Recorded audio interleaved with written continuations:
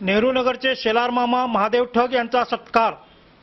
निवृत्त पोस्टमन आणि सामाजिक ज्येष्ठ कार्यकर्ते महादेव गोविंद ठग यांचा रविवारी सत्कार करण्यात आला। नेहरूनगर येथील पत्रकार प्रशांत बर्डे यांच्या निवासी झालेल्या या समारंभाच्या अध्यक्षस्थानी माजी महापौर विजय मोरे उपस्थित होते। प्रमुख पाहुणे म्हणून बेळगावचे नूतन पोलीस उपायुक्त अनुपम अग्रवाल उपस्थित होते। व्यासपीठावर शिवाजी हंगीरकर, सत्कार मूर्ती महादेव ठग आणि माजी नगरसेवक नेताजी जाधव हे स्थानापन्न झाले होते। प्रारंभी पोलीस उपायुक्त यांच्या हस्ते छत्रपती शिवाजी महाराजांच्या मूर्तीला हार अर्पण करण्यात आला। राजाराम सूर्यवंशी यांनी उपस्थितांचे स्वागत करून प्रास्ताविक केले। पोलीस उपायुक्त अनुपम अग्रवाल यांच्या हस्ते 86 वर्षीय शेलार मामा, नेहरूनगरचे ज्येष्ठ पंच तसेच ज्योतिबा देवाचे परमभक्त महादेव गोविंद ठग यांचा शाल, श्रीफळ आणि पुष्पगुच्छ देऊन सत्कार करण्यात आला। यावेळी उपस्थितांनी टाळ्यांचा कडकडाट केला।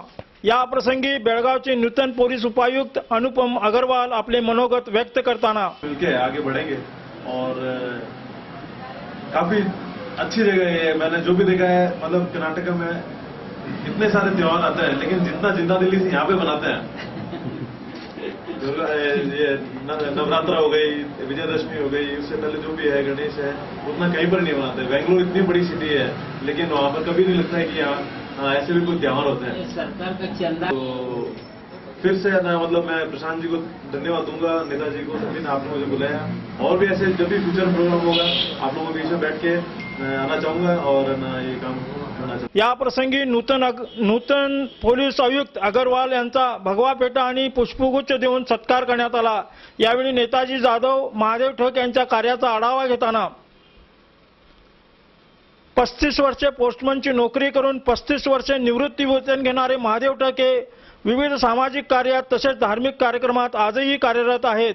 ते नेहरूनगरचे नव्हे तर संपूर्ण शहराचे वैभव आहेत असे सांगताना माजी महापौर विजय मोरे पद्धतीचे वेगवेगळे कार्यक्रम आपल्या भागामध्ये नेहरूनगर भागामध्ये जर कार्यक्रम केला तर वातावरण चांगलं राहील। आणि आता वातावरण चांगलं ठेवण्यासाठी प्रशांत बर्डे आणि सगळे इथले पंचमंडळांनी इथल्या युवकांना एक चांगलं मार्गदर्शन करतात। आमचेही काही अडचण म्हणजे कुठेही काम लागत असेल, केएलईच्या माध्यमातून असो, शांताईच्या माध्यमातून असो, वेगवेगळे हेल्थ चेकअप काम करायच्या माध्यमातून असो, तेव्हाही तुम्ही आम्हाला हाक मारा।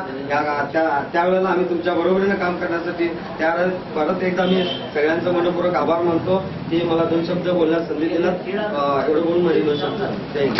यावेळी चंद्रकांत खंडागळे, मोहन बडसकर, कुंतीनाथ कलमणी, वैजनाथ पाटील, शंभू डांगी, शहाजी ठग, महादेव रेडेकर, रमेश हिरेमठ, प्रसाद प्रभू, तुकाराम पाटील, हनुमंत पाटील, प्रशांत मोदगेकर, विजय पाटील, राजेश बडसकर आदी उपस्थित होते। संकेश्वर न्यायालय इमारतीचे शानदार उद्घाटन। संकेश्वर शहरात नव्यानेच बांधण्यात आलेल्या न्यायालय इमारतीचे शनिवारी शानदार उद्घाटन करण्यात आले। या उद्घाटन समारंभाला कर्नाटक उच्च न्यायालयाचे न्यायाधीश DH वाघेला खास उपस्थित होते। यावेळी राज्याचे कायदा आणि मानव अधिकार संसदीय मंत्री TB जयचंद्र, कर्नाटक राज्याचे अबकारी आणि बेळगावचे पालकमंत्री सतीश जारकिहोळी, कर्नाटक उच्च न्यायालयाचे न्यायाधीश AS पाश्चापुरे, बेळगाव जिल्हा सत्र न्यायाधीश P कृष्णा भट, आमदार उमेश कत्ती, महांतेश कवटगिमठ, महांतेश कौजलगी, संकेश्वर JMFC न्यायालयाचे न्यायाधीश मोहम्मद अरिफुल्ला आदी उपस्थित होते। प्रारंभी न्यायाधीश DH वाघेला यांनी फीत सोडून इमारतीचे उद्घाटन केले। 14 कोटी रुपये खर्च करून बांधण्यात आलेल्या इमारतीत DH वाघेला आणि इतर नेत्यांच्या हस्ते दीप प्रज्वलन करून तसेच नूतन फलकाचे उद्घाटन करण्यात आले।